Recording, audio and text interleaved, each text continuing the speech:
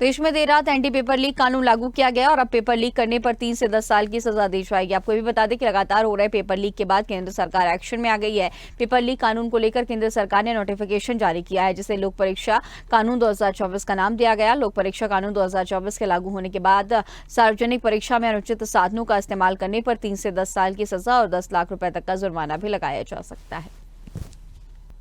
तो देश में एंटी पेपर लीक कानून अब लागू किया गया है। देर रात एंटी पेपर लीक कानून लागू किया गया और इसे लेकर के सजा का प्रावधान है। पेपर लीक करने पर 3 से 5 साल तक की सजा दी जाएगी। और इसी खबर पर तमाम जानकारी के साथ दिल्ली से हमारी सहयोगी तनु लगातार हमारे साथ फोन लाइन पर बनी हुई है। तनु, अब देर रात एंटी पेपर लीक कानून लागू कर दिया गया। लगातार हमने देखा कि तमाम पेपर लीक्स लगातार हो रहे हैं और इन सब के बीच ये कानून लागू किया गया है। क्या कुछ प्रावधान इसमें किए गए हैं, इसका भी जिक्र कीजिएगा। जी बिल्कुल गरिमा, देखिए नीट और नेट की जो परीक्षा में धांधली की बात सामने आई थी, उसके बाद देश भर में जमकर बवाल मचा हुआ था। तो ऐसे में जो एनटीए है उन्होंने सीएसआईआर और यूजीसी नेट की परीक्षा को भी स्थगित कर दिया था। लेकिन अब जो केंद्र सरकार ने देश में एंटी पेपर लीक जो है वो कानून लागू कर दिया है, तो उससे कहीं ना कहीं जो विद्यार्थी हैं उनको राहत मिलेगी नोटिफिकेशन जारी होने के बाद। और जिस तरीके से बवाल देखा जा रहा था, तो कहीं ना कहीं अब राहत की सांस तो जरूर अब स्टूडेंट लेने वाले हैं। और इस कानून के लागू होने के बाद जो पेपर लीक के दोषी हैं उनको 3 साल से लेकर 10 साल तक की सजा और 10 लाख से 1 करोड़ तक के जुर्माने का इसमें प्रावधान भी है गरिमा।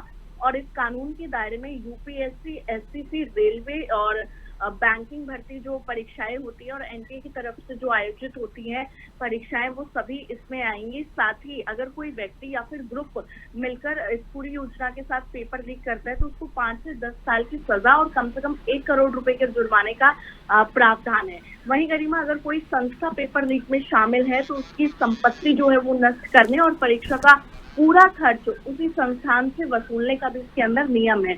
और इस कानून के तहत आरोपी को जमानत का भी प्रावधान नहीं है, ये बड़ी बात है गरिमा।